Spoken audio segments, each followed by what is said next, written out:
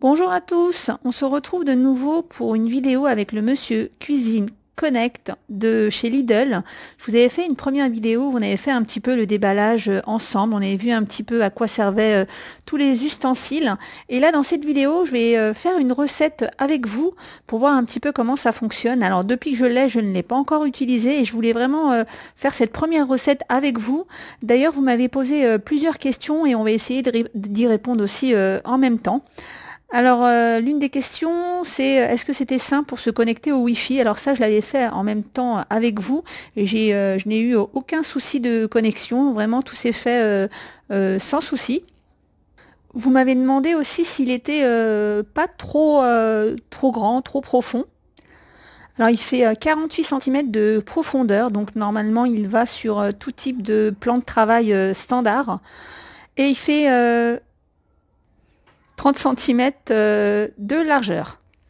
Alors moi je trouve que c'est mieux qu'il soit profond que long, comme ça je trouve que ça prend justement moins de place, ça va prendre juste de la profondeur. Alors par contre, il ne faut pas avoir, si vous utilisez tous les accessoires, même le panier vapeur, il ne faut pas avoir des meubles trop bas, puisque comme ça fait assez haut, du coup vous ne pourrez pas cuire avec le panier, donc le mettre dans un endroit où vos meubles de cuisine sont assez hauts. On va revoir un petit peu les accessoires. Vous m'avez demandé aussi s'il râpait. Non, il ne râpe pas.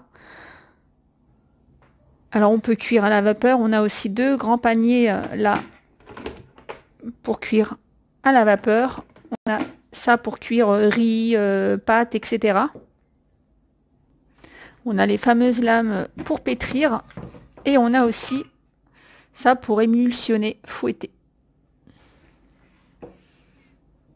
Et aussi, on a la spatule en silicone qui permet aussi là la petite encoche. C'est pour pouvoir prendre le panier plus facilement. Donc voilà, pour récapituler un petit peu ensemble, il y a aussi une histoire de surchauffe. Donc moi, j'ai repris des avis autour de moi. Alors effectivement, il surchauffe, mais c'est pas négatif. C'est qu'apparemment, il surchauffe quand il y a des aliments qui coincent ou quand il est, il a trop, entre guillemets, travaillé. Alors, mon conseil, parce que vous m'avez beaucoup posé de questions sur est-ce qu'il va me servir, à quoi il sert, etc.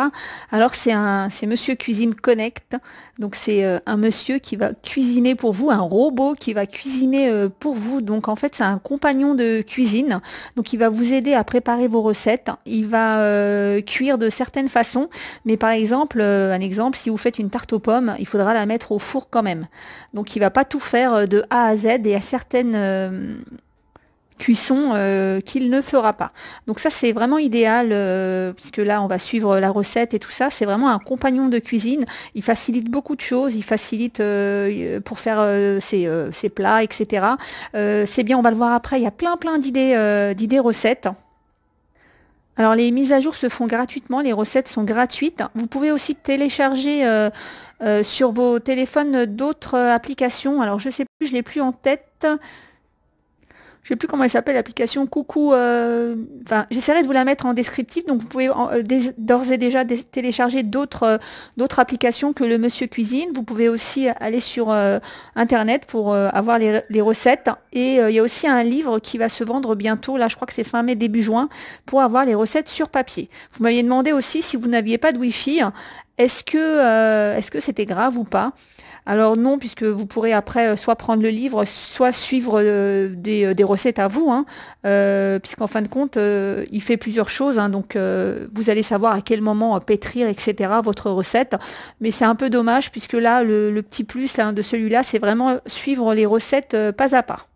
Donc je vous disais, mon conseil, si jamais vous faites des recettes à 90%, par exemple, je pense à certaines recettes et tout ça qui doivent être beaucoup pétries, etc. Si vous devez beaucoup pétrir, vous ne faites que des recettes que ça, pétrir, moi je vous conseille plutôt d'investir dans un bon pétrin. Voilà. Ce robot, il doit être vraiment utilisé on va dire à 90% de ses capacités, donc on ne va pas acheter ce robot pour pétrir. Voilà, on l'achète vraiment pour faire plusieurs recettes, cuire à la vapeur, mixer, etc. Mais pas que pour pétrir. Alors j'espère que j'ai été un petit peu claire parce que c'est pas évident pour moi, donc j'essaie d'être le plus clair possible et la plus transparente possible. On y va. Alors, ce que moi j'aime bien dans ce programme, c'est qu'en fait, on peut entrer un ingrédient et après avoir un plat avec cet ingrédient. Alors ça, c'est bien quand on n'a pas d'idée cuisine. Alors, vous voyez, hein, je vous donne, on va juste regarder ensemble, hein. On a des apéritifs. Alors ça, c'est les dernières recettes, hein, ail confit à l'huile pimentée.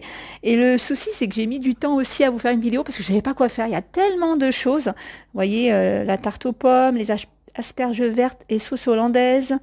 Voilà, je vous laisse aussi un petit peu regarder, histoire de vous donner un petit peu des idées. Des barres de céréales, des beignets aux pommes.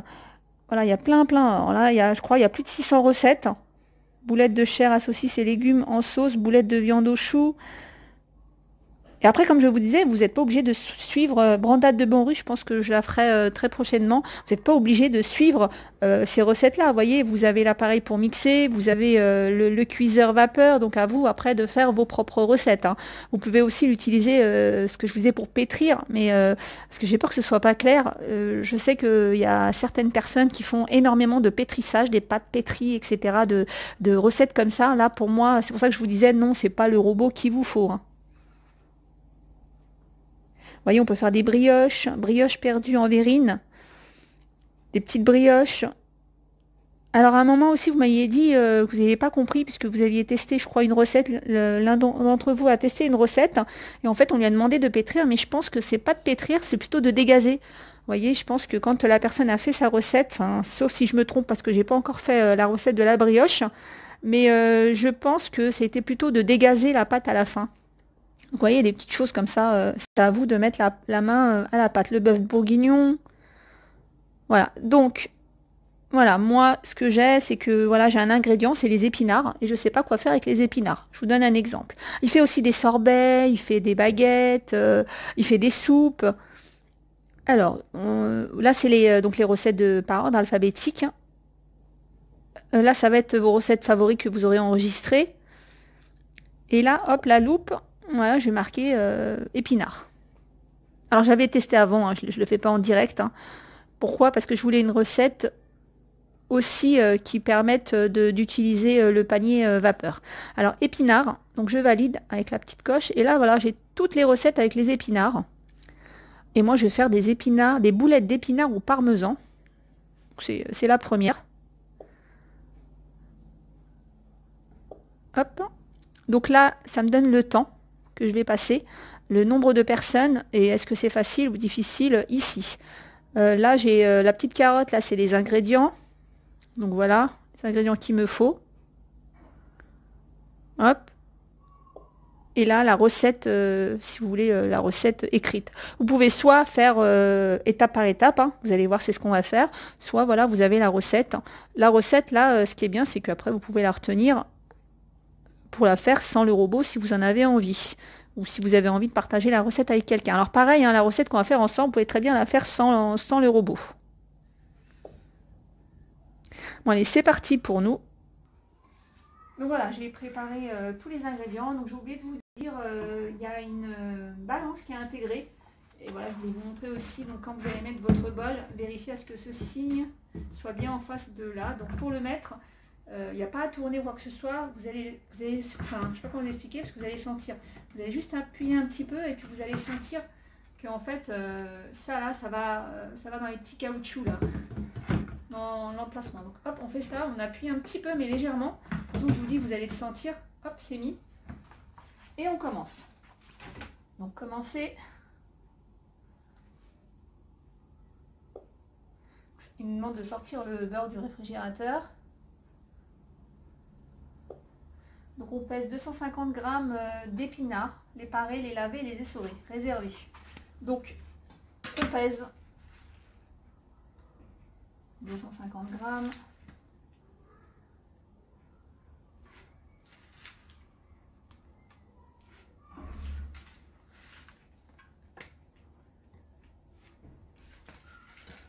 Ah, je crois que j'étais pile poil, j'ai pas fait exprès, mais bah, vous voyez, franchement, j'ai pas pesé. Pile poil, il y a un épinard, une petite feuille en plus. Donc c'est bon. Donc je vais aller... Bon, je vous ai épargné certaines étapes. En fin de compte, j'ai mis mon pain assis là-dedans. Vous voyez, il m'en a fait de la chapelure. Donc, Donc éplucher une échalote et une petite gousse d'ail, puis mettre le tout dans le bol mixeur. Je voulais vous montrer quelque chose aussi au niveau du couvercle. Pour le fermer, il faut vraiment qu'il soit loin de ces deux poignées parce que sinon ça rentre pas. Donc voilà, hop, après on a juste à tourner, à glisser, et ça se ferme vraiment facilement. En commentaire, vous voyez, il y a eu un petit bip pour me dire que c'est bien fermé. En commentaire, vous m'avez dit que la poignée n'était pas facile pour le prendre et le transvaser. Alors c'est vrai que peut-être que quand il est rempli et tout, ça doit pas être évident. Et en commentaire, vous aviez donné l'astuce d'utiliser ce genre de poignée. Alors voilà, donc faites attention quand même, hein, vérifiez bien que ça pince bien, puisque chaque poignée est différente. Mais j'ai testé juste avant et c'est vrai que ça tient bien, donc ça peut être une solution. Mais attention à... Voilà, faites attention, vérifiez bien que ça tient bien, surtout que ça peut être lourd. Bon, j'ai mixé, enfin il a mixé l'échalote et la gousse d'ail. Donc poussez le hachis vers le fond du bol mixeur à l'aide de la spatule. Je pense qu'il avait deviné qu'il y en aurait partout sur la paroi. Donc il nous demande de mettre une cuillère à soupe d'huile d'olive. Donc une petite cuillère à soupe dans le bol.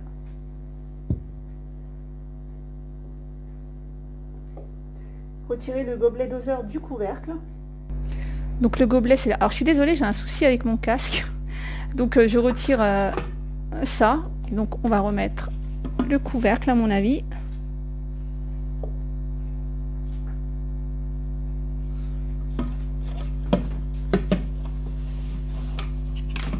Et là alors il nous dit saisir.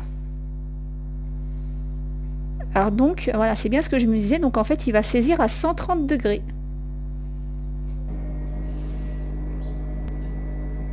Donc voilà.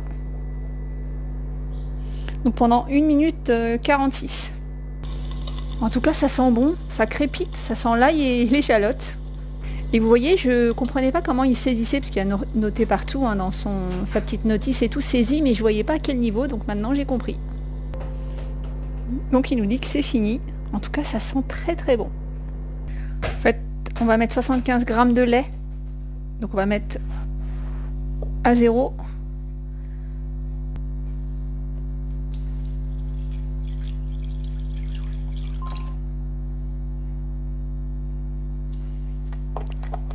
Donc la petite sonnette, là, le petit bip qu'on a entendu, ça voulait dire que c'était bon. Alors quand c'est des petites quantités, je pense qu'il vaut mieux se servir du gobelet doseur ou d'y aller petit à petit, parce que c'est difficile après de récupérer si on en a mis trop. Ajoutez les épinards préparés. Donc mes épinards.